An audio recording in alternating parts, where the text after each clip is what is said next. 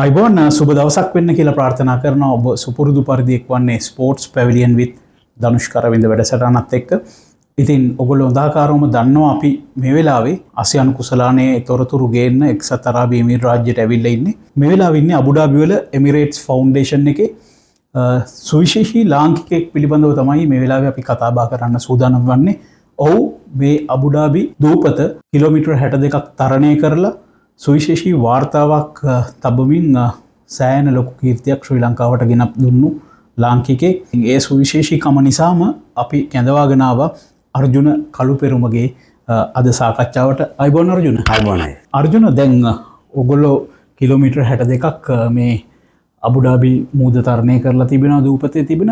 ඇයි මේ වගේ දෙයක් කරන්න ඉතුනේ සහ කවුද මේ වැඩේ පිටිපස්සේ හිටියේ? පොඩ්ඩක් පැහැදිලි කරන්න පුළුවන්? පිටිපස්සේ හිටියේ කියන්නේ මේක ගාමන්ට් එකේ උදව්ව අපිට තිබ්බා.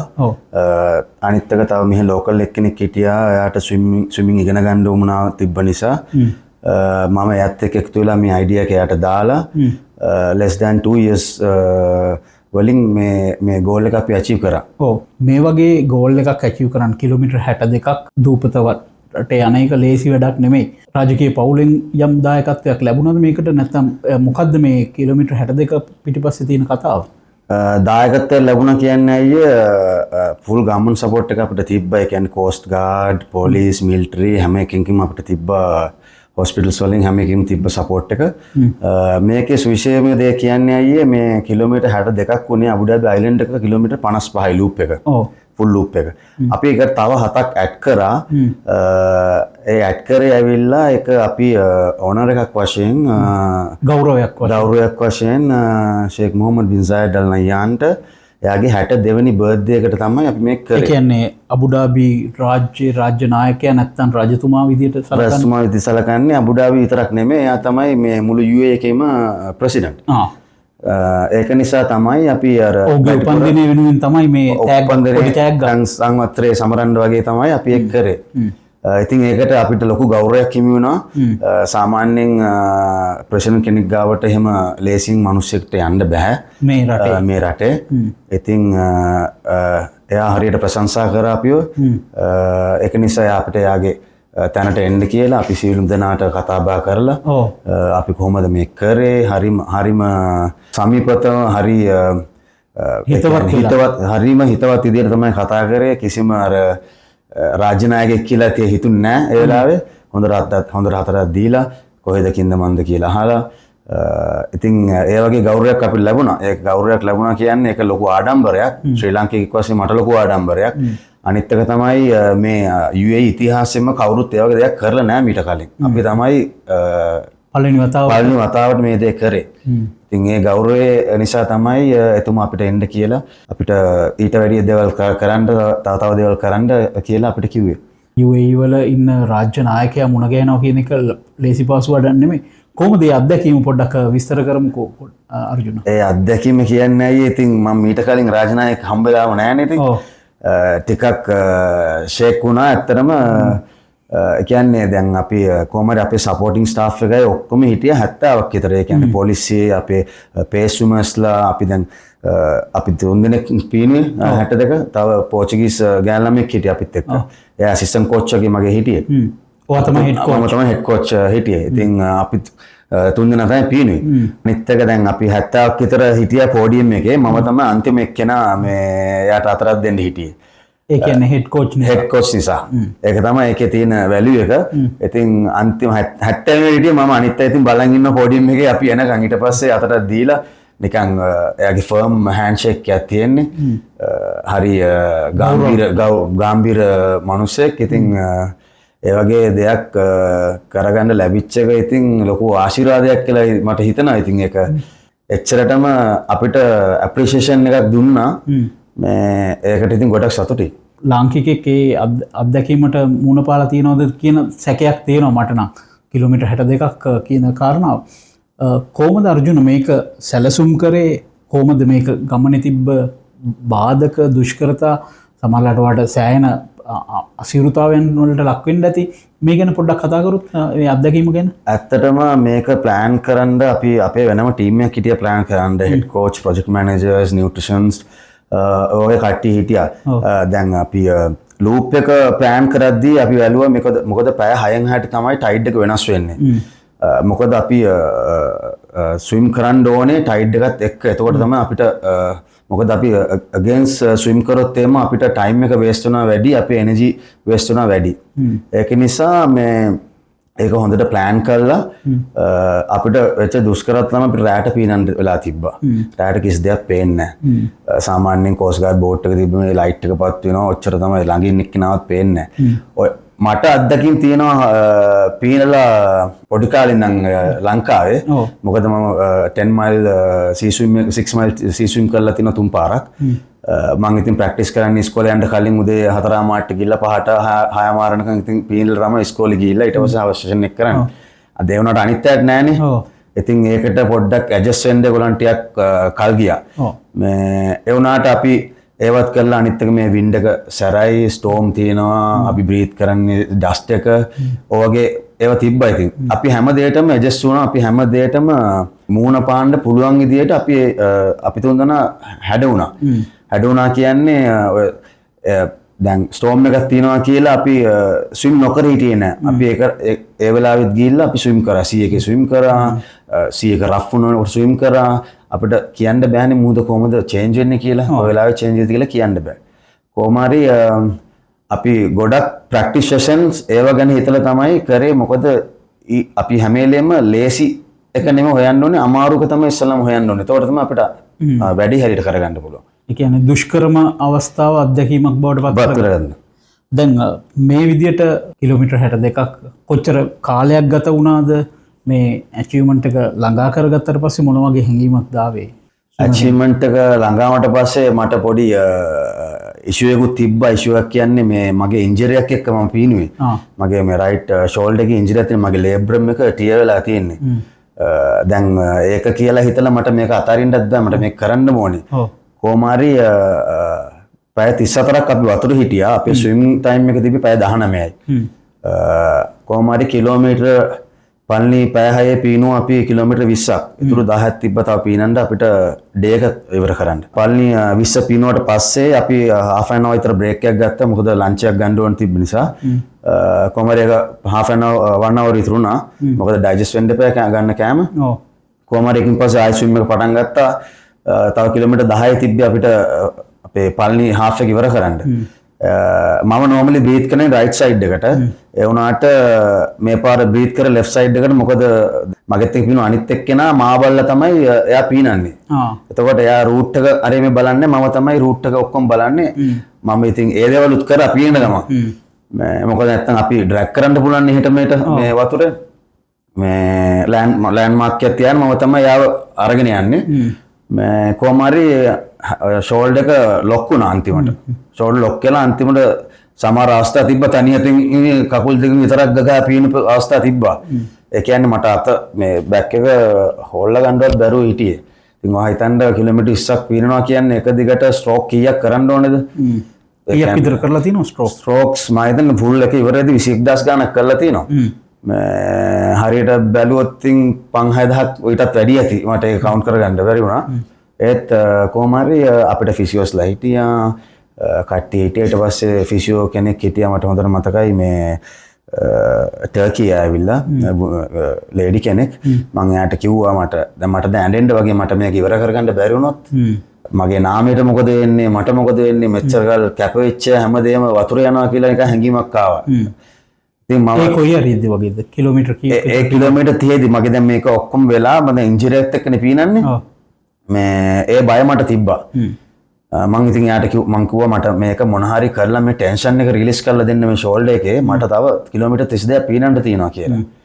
ඊට පස්සේ යා හරි ස්මූත් විදිහට මට මසාජ් කරලා, නීඩල්ස් ගහලා, අයිස් තියලා ඔක්කොම කරලා එතකොට අපි 7 මාට විතර තමයි අපේ ෆස්ට් සෙෂන් එක ඉවර කරේ. ඊට පස්සේ අපිට ආයෙ වතුරට බහින්න තියෙන්නේ පාන්දර 2 මාට. කළුවර ගා බහින්න ඕනේ. ඉතින් නිින්ද යන්නේත් නෑ. දැන් මං අඬන්න ඕන්න මෙන්න ඇඬෙනවා ඇත්තටම කිව්වොත් මොකද මට ඉවර කරගන්න බැරි කියන බය ටාගට් එක ඔළුවේ තියෙනවා. ඔව්. ඒ වුණාට මම දන්නවා මට මේක කරන්න පුළුවන්. මට මේක කරන්න ඕනේ කියන හැඟීම තිබ්බා. ඒක මට ඉතින් පොඩි කාලේ ඉඳන් තාත්තා කියලා දුන්න දෙයක්. තාත්තා මතක් කරන තාත්තා ගිය අවුරුද්ද නැති වුණා. තාත්තා නිසා තමයි මම මේ තත්ත්වයේ අදට ඉන්නේ. එයා එච්ච මහන්සිය නිසා තමයි මම මෙච්චර දුරක් මේ ගමනක් ඇවිල්ලා තියෙන්නේ. එයා අනිවාර්යෙන් මතක් කරන්න ඕනේ. කොහොම හරි නමක් පොඩ්ඩක් කියන්න තාත්තගේ. තාත්තගේ නම ඇවිල්ලා KD ඥානවර්ධන. KD ඥානවර්ධන. තාත්තෙක් කියන්නේ පුතෙක්ට සෑහෙන ලොකු දෙයක්. ඔව් ඒක ඉතින් ඒක වචන වලින් කියලා නිම කරන්න බැරි දෙයක් ඉතින්. අම්මත් ඉන්න හැම වෙලේම අම්මා සපෝට් එක දෙනවා ඉතින්. උනට තාත්තා කියන්නේ තාත්තනේ ඉතින් පවුලේ බර කරටරන් වැඩ කරන මිනිස්සයන්නේ. ඉතින් කොහොම හරි පාන්දර 2:00ට තමයි අපිට මේ වතුරට බහින්න තිබ්බේ. දැන් මම හොඳට ස්ට්‍රෙචින් කරලා හොඳට වෝම් අප් කරලා මම දැනගත්තා කිලෝමීටර් 30ක් පීනන්න එපායි. මම හොඳට වෝම් අප් කරා. හොඳට වෝම් අප් කරලා බෑන්ඩ් ස්ට්‍රෙචින් කරලා ආරම්භය කළා තමයි වතුරට බැස්සේ. කොහොම හරි ටාගට් එකට ගියා. කොහොම හරි ඉතින් මම ටාගට් එක මම රීච් කරා. ඒ සතුට ඉතින් කියලා නිම කරන්න බෑ. පළවෙනි ලාංකිකයානේ. ඔව් පළවෙනි ලාංකිකයා. පළවෙනි ලාංකිකයා. කියන්නේ අබුඩාබි දූපතේ වටා පින පළවෙනි ලාංකිකයා. ආඩම්බරයක් පුංචි කාලේ ඉඳලම ටිකක් දන්නවා අර්ජුන ගැන. අර්ජුන දැන් මේ වගේ ඇචීව්මන්ට් එකක් තියලා රාජකීය පවුලෙන් ඔයාට පැසසුම් ලැබිලා මේ ආපු ගමන පිටිපස්සේ මං හිතනවා සෑහෙන කැපවීම් ගණනාවක් කරලා ඇති පාසල් සමයේ ඉඳලම. පොඩ්ඩක් කියමු ඒ ගැනත්. ඒ ගැන කියන ගමන් තවත් තියෙනවා වගේ ඇචීව්මන්ට් ගැන. ඒ ගැනත් අපි කතා කරමු. දැන් ඔයා කොහොමද මේ පීනුම් ක්‍රීඩාවට යොමු වුණේ? ඊට පස්සේ කොහොමද ඔයා මේ තත්ත්වයට ආවේ කියලා පොඩ්ඩක් කියන්න. පීනුම් ක්‍රීඩාවට යොමු වුණේ අයියේ මම ඉස්සරහම ක්‍රිකට් ක්‍රීඩකයෙක්. මම හොඳ ක්‍රිකට් කෙනෙක්. මම ආස ක්‍රිකට් ගහන්න. ක්‍රිකට් ගහලා තමයි මම ආසුනේ. ඉතින් ඔය අශෝක විද්‍යාලේ කොළඹ අශෝක මර්දානි අශෝක විද්‍යාලේ. මගේ 30 පාසල දන්නවා. ඉතින් අයියේ මේ ක්‍රිකට් ගහන්න පරව තාත්තා තව ස්පෝර්ට් එකක් කරමු කියලා තමයි ස්විමින් වලට සයිඩ් ස්පෝර්ට් එකක් වගේ කරේ.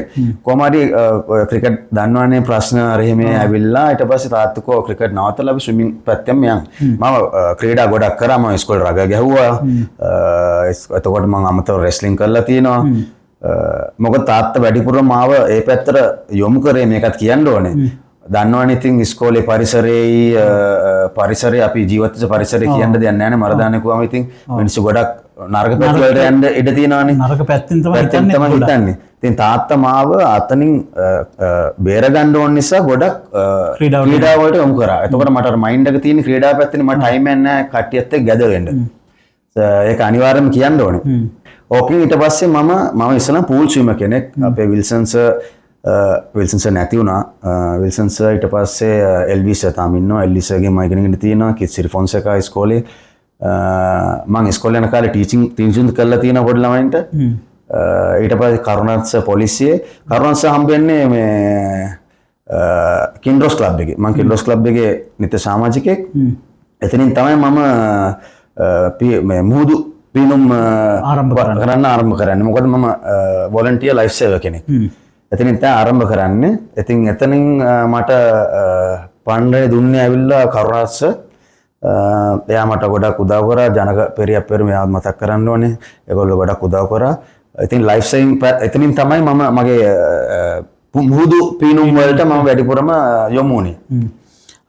ඒ වගේ දිගු ගමනක් ඇවිල්ලා දැන් රාජකීය පවුලේ සෑහෙන වැඩ කොටසක් කරනවා පීනුම් උපදේශකෙක් විදියට.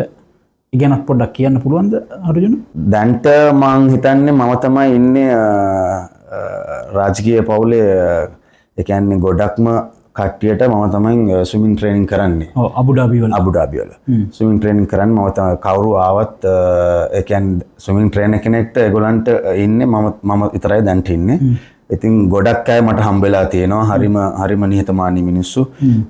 පොඩි එක්කෙනා ඉඳන් ලොකු එක්කෙනා වෙනකම්ම තමන්ගේ රස්සාව තමන් හරියට කරන්න දන්නවා නම් කිසිම කම්ප්ලේන්ට් එකක් ඔයාගේ රස්සාව ගැන ඔයා අදහස ඇතුව රස්සාව කරනවා නම් කිසිම ප්‍රශ්නයක් නැහැ. ඉතින් දැන් මම අවුරුදු 2012 ඉඳන් අද වෙනතුරු ඉතින් ඔක තමයි මම කරන්නේ. ඊට අමතරව මම level 3 diploma personal trainer කෙනෙක්. මම gym එකේ train කරනවා. මගේ පළවෙනි එක තමයි ස්විමින් ට්‍රේනර්.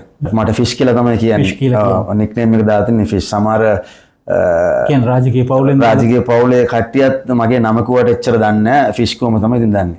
දැන් ඔය වගේ ආපු අශෝකීය පුතෙක් ඒ වගේම ලාංකිකයෙක් ආඩම්බරයි. අපි කිව්වේ කිලෝමීටර් 62 කතාවනේ. ඊට අමතරව දේවලුත් ඇචීව් කරලා තියෙනවා කියලා මම දන්නවා. විශේෂම පොඩ්ඩක් කියන්නකෝ ඒ ගැනත්. ඒකත් පළවෙනි ලාංකිකයා මේ පළවෙනි UAE හිස්ටරි එකේ පළවෙනිට කරපු එක්කෙනෙක් ඒකත් මම. ඒක ඇවිල්ලා කිලෝමීටර් 413ක් කෝස්ටල් බෝට් එකේ පාර්ට්නර් කෙනෙක් එක්ක අපි රෝ කරා සෞදි බෝඩරේ ඉඳන් අබුඩාබි යාස් බේකට. ඒකට අපිට දින 10ක් විතර ගත වුණා. ඔව්. ඉතින් දින 10 ගත වුණේ හරි අසුරුවෙන්. ඒ කියන්නේ අපි ටෙන්ට් අරගෙන ගිහිල්ලා කෑම හදාගෙන කාලා සමහර අයිලන්ඩ් තිබ්බා. මොකද අපි අයිලන්ඩ් ටු අයිලන්ඩ් තමයි ආවේ. අපි අයිලන්ඩ් 10ක විතර නැවතුණා. ඉතින් ඒක දුෂ්කර අත්දැකීමක්. මදුරුවෝ රස්නේ කිලෝමීටර් 413ක් දවස් 10ක් ඇතුළත කරා. ඒකත් පළවෙනි ශ්‍රී ලාංකිකයා මම එන්න ඕනේ අචීව් කරපු. තව මොනවද තියෙන්නේ ඒ වගේ ඔයාගේ ජීවිතේ පිහිනුම් ක්‍රීඩාවත් එක්ක අචීව් කරපු දේවල් තව මොනවද තියෙන්නේ? පිහිනුම් ක්‍රීඩාවත් එක්ක අචීව් කරපු දේවල් කියන්නේ මේ 62 එක තමයි ලොකුම එක. ඊට අමතරව මම කම්පිටිටිව් ස්විම් කරලා තියෙනවා ලංකාවේ.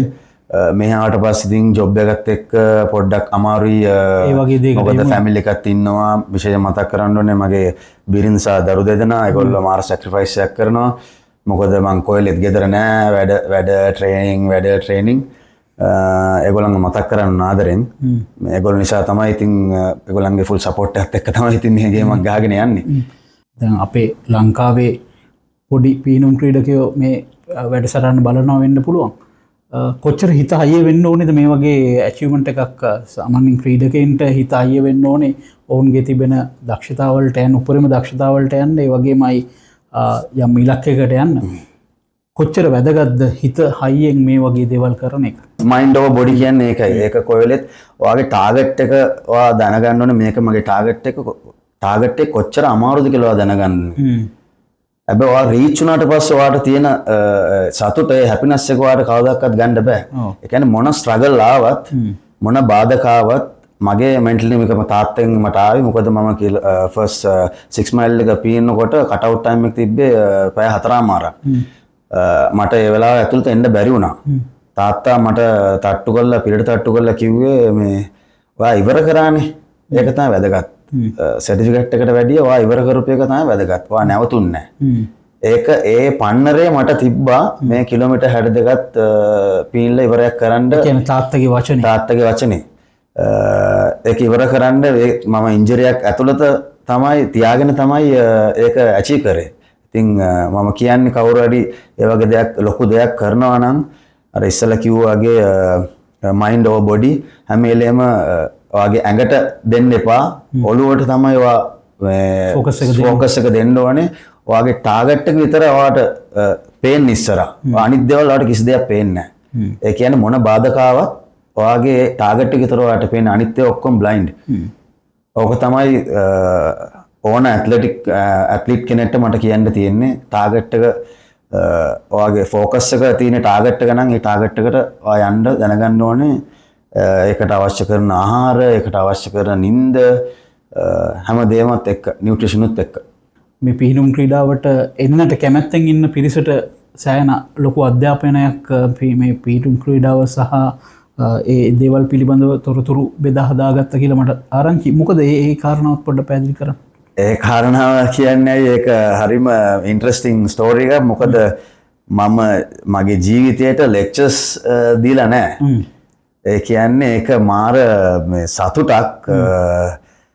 කියන්නේ මේ පොඩියට අපිට තිබ්බ KPI එක 25000ක ළමයි 25000කට මේ ඉන්ස්පිරේෂනල් ටොක්ස් දෙන්න. ඉස්කෝල වලට ගිහිල්ලා ලෙක්චර්ස් දෙන්න. ඉතින් මම ඒ වගේ දෙයක් කරන නිසා මගේ පොඩ්ඩක් කියන්නේ චකිතයක් තිබ්බා. ඒ වුණාට ඔය එතෙන්ට ගිහිල්ලා ළමයින්ට කියනකොට ඔය වීඩියෝ ක්ලිප් එක ප්ලේ කරනකොට ඒගොල්ලන්ගේ තියෙන්නේ මාර ඉන්ට්‍රස්ට් එකක් තියෙන්නේ. ගොඩක් අය ඉන්නවා, ගොඩක් ළමයි ඉන්නවා. ඒගොල්ලෝ බයයි. ඒගොල්ලෝ බය කියන්නේ ලැජ්ජයි. ඒගොල්ලන්ට කරන්න පුළුවන් දේ පෙන්වන්න මං ෆේල් වෙයිද කියලා. ඕක තමයි අපි ළමයින්ට දෙන්න හොඳම නැත්තේ. ෆේලිය එකක් කියලා නැහැ. ඒක ඇවිල්ලා ලර්නින් එකක්. ඒක තමයි අපි ළමයින්ට කියලා දෙන්නේ. ෆේලිය එකක් නැහැ. ඔයා වැටුනොත් ඔයා නැගිටිනවා.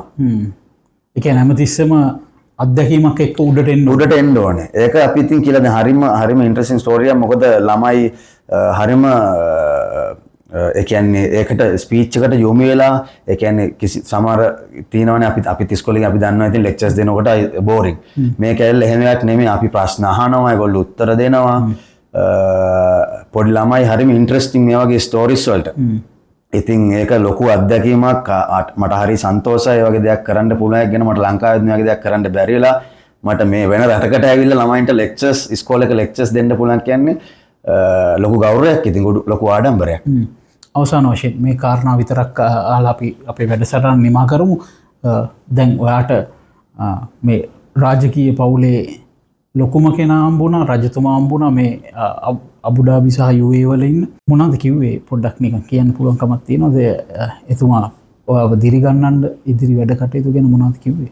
ඔව් එතුමා කිව්වා මේ තව මේ වගේ වැඩ කරන්න ඕගලන්ට කියන්නේ මේ ඔයා කිව්වද ශ්‍රී ලාංකිකයෙක් කියලා? ඔව් මම ශ්‍රී ලාංකිකයෙක් කියලා කිව්වා. මම කිව්වා අපි ඉන්ට්‍රොඩියුස් කරා අපි ආවට ඉන්ට්‍රොඩියුස් කරන්න ඕනේ මම කවුද මගේ රෝල් එක මොකද්ද මම කොහෙන්ද ආවේ කියලා අපි එක්ස්ප්ලেইন කරන්න ඕනේ යාට ඉන්ට්‍රොඩියුස් කරන්න ඕනේ.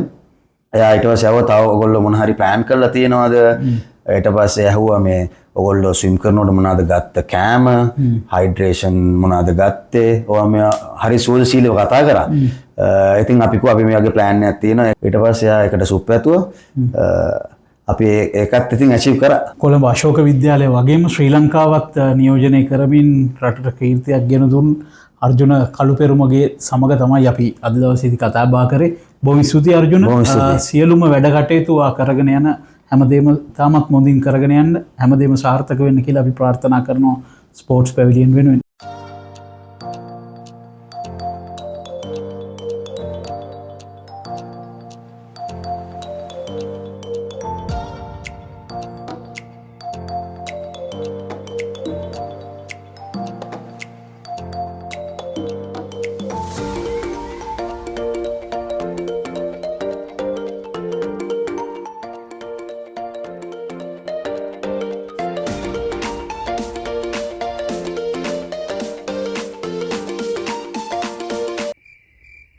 කරන්ට් කපුවනේ කරන්ටියත් ලයිට් තියෙන නම් තත්ත්වයෙන් ඉහළ ග්‍රීන් ඉලෙක්ට්‍රික් රීචාර්ජබල් LED බල්බම තෝරාගන්න. විදුලි බලය නොමැතිව පැය 4ක් පුරා දැල්වෙන වසරක වගකීමක් සහිත එකම බල්බය. ග්‍රීන් ඉලෙක්ට්‍රික් රටම එළියයි ප්‍රමිතියෙන් ඉහළයි. Welcome to the best roaming plans that don't burn through your pocket or mind. Get 10 GB for $5 and 30 GB for $15. There's always an option with Hutch.